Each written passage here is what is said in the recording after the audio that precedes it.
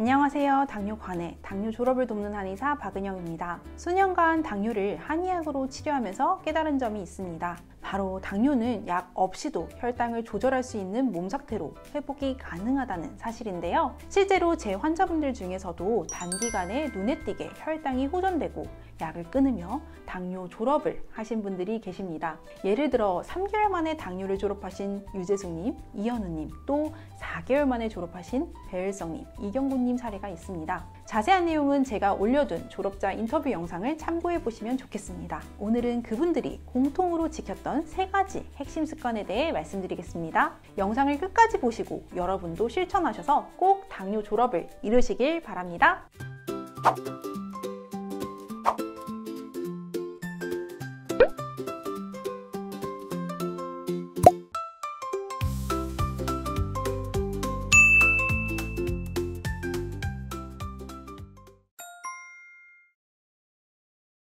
당뇨를 졸업한 3가지 습관은 다음과 같습니다. 첫째, 저녁 7시 전에 식사를 마치기. 저녁을 일찍 먹는 습관은 췌장을 쉬게 하고 숙면을 돕습니다. 소화를 다 끝낸 상태에서 잠자리에 들면 혈당 안정에도 유리하죠. 반대로 저녁 식사가 늦어지면 외식이나 야식으로 이어질 가능성이 커지고요. 이는 혈당 조절에도 가장 큰 적이 됩니다. 실제로 2021년 다이아베톨로지아에 발표된 연구에서는 저녁 6시에 식사한 그룹이 9시에 식사한 그룹보다 24시간 혈당 곡성이 훨씬 안정적이었고 인슐린 감수성도 개선되었습니다. 2024년에는 실제 제2형 당뇨병 환자를 대상으로 한 임상시험에서도 저녁 식사 시간을 평균 22시 28분에서 19시 29분으로 앞당겼더니 공복혈당과 인슐린 저항성이 유의하게 호전되었습니다. 제가 실제로 진료할 때 모든 당뇨인에게 잠들기 최소 4시간 전에는 식사를 마치기를 권해드립니다. 멜라토닌이 왕성하게 분비되는 밤 11시에 잠들려면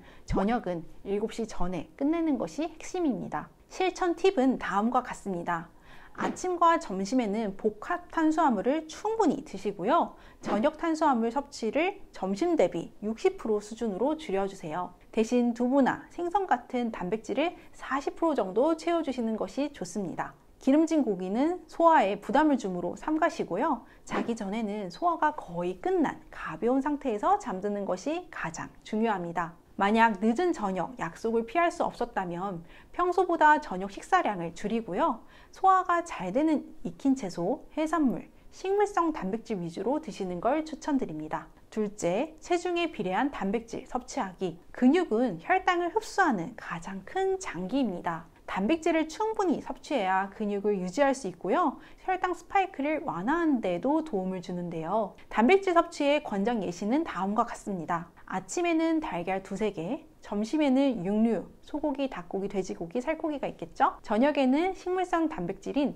두부나 콩류 또는 해산물을 권해드립니다. 2022년 뉴트리언츠에 실린 체계적 논문 고찰에서는 체중당 1g 이상 또는 식단의 30% 이상 단백질을 섭취한 그룹이 혈당 조절과 당화혈 색소 개선에서 효과적이었다고 합니다. 하지만 단백질을 필요 이상으로 섭취하면 소화불량과 거품뇨와 같은 부작용이 발생할 수 있습니다. 또 탄수화물을 극도로 제한하는 육류의 고지방, 고단백 식단은 오히려 당뇨 위험을 높일 수 있다는 연구도 있습니다. 따라서 중요한 건 자신의 체중에 맞는 적정량의 단백질을 섭취하는 것입니다. 셋째, 탄단지를 5:3:2의 균형의 집밥을 먹는 것입니다. 졸업자분들의 식단을 분석해보니 탄수화물, 단백질, 지방의 비율이 5:3:2 집밥을 유지했다는 점입니다. 집밥이 중요한 이유는 3가지입니다. 첫 번째로 제철 식자재를 활용할 수 있어 세포 회복력과 면역력을 높여줍니다. 두 번째로는 조미료, 설탕, 나트륨을 스스로 조절할 수 있고 산패한 기름을 쓸 위험도 적습니다.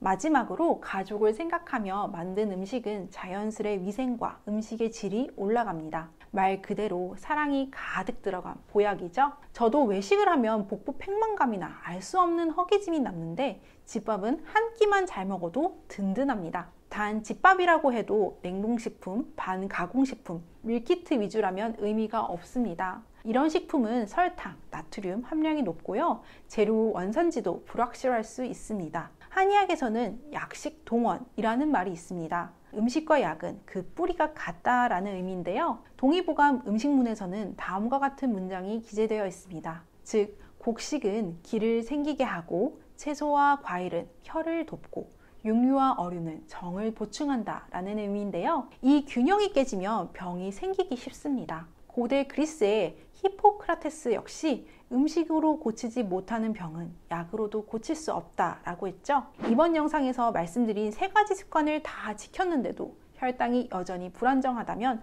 한약 치료를 고려하셔야 합니다. 췌장 기능 저하, 지방간, 심한 인슐린 저항성, 혹은 당뇨 합병증이 동반된 경우에는 한약 치료가 큰 도움이 됩니다. 한약 먹으면 간 수치 오르는 것 아니냐라고 걱정하시는데요. 실제로는 간, 신장, 췌장의 기능을 회복하고 몸의 불균형을 바로잡는 역할을 합니다. 만약 수치가 나빠진다면 그건 한약 자체의 문제가 아니라 한의사의 처방 없이 검증되지 않는 민간요법일 가능성이 큽니다. 실제로 우리가 흔히 먹는 콩나물은 담두시, 파는 총백, 깻잎의 일종인 자소엽, 마늘은 대산, 검은 깨는 흑임자, 검은 콩은 서묵태라고 하고요. 모두 한약재로 쓰입니다. 즉, 음식과 약은 본질적으로 연결되어 있습니다. 한약으로 쓰이는 한약재는 농약과 중금속 검사 기준을 더 엄격하게 하기에 안심하시고 필요할 때 도움을 받으시면 좋겠습니다. 오늘 말씀드린 당뇨 졸업 3대 핵심 식습관 요약해 드리겠습니다. 1.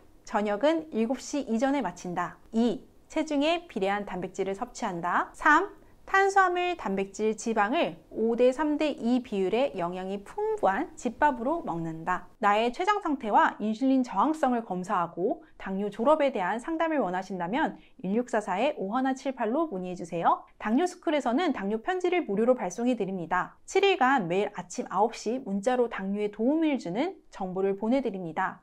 ARS 1877-8125로 전화 한 통으로 신청하시거나 아래 고정 댓글로도 신청 가능합니다. 마지막으로 당뇨스쿨에 매주 3개씩 업로드되는 영상 꼼꼼히 챙겨보기 힘드셨죠? 영상들 요약해서 카톡으로 보내드릴게요.